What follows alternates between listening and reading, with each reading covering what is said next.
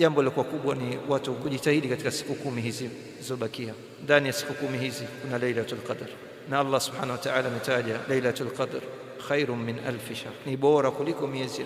Unaonaje Allah subhanahu wa ta'ala akikuwafikisha Lailatul Qadr hali ya kuwa wewe umejaza matendo mema, khairi nyingi ulikuwa unazifanya katika siku hiyo?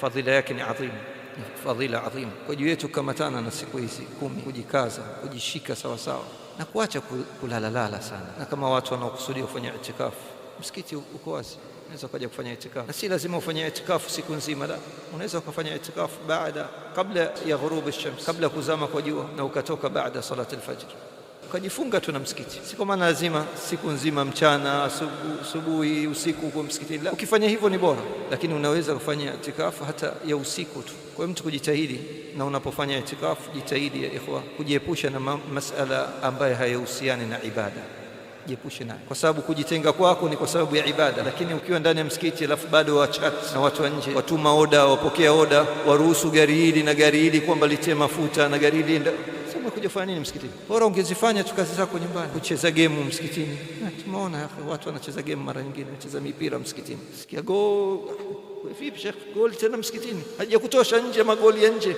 mpaka ndani ya msikiti wafunga magoli. Vitu hivi vitakiwi ya ikhwan.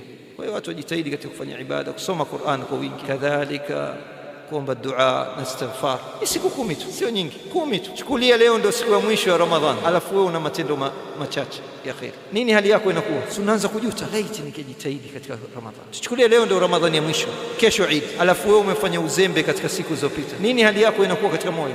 Unahisi kwamba kalia mashaallah, fulani kajitahidi na fulani kajitahidi, mimi nimefanya uzembe, laiti nisingefanya uzembe.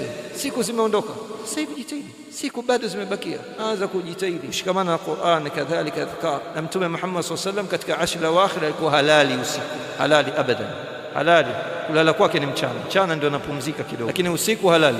Ahya al-laila wa ayqadha ahla, alikuwa kihuisha usiku, na kadhalika nini, akiamsha familia yake wafanya ibada. Na sisi tuige mwenendo huu. Ni masiku machache tu yanapita tu kwa haraka, lakini kupita kwake yapita hali ya kuwa sisi tumetanguliza khairi mbele ya Allah subhanahu wa ta'ala.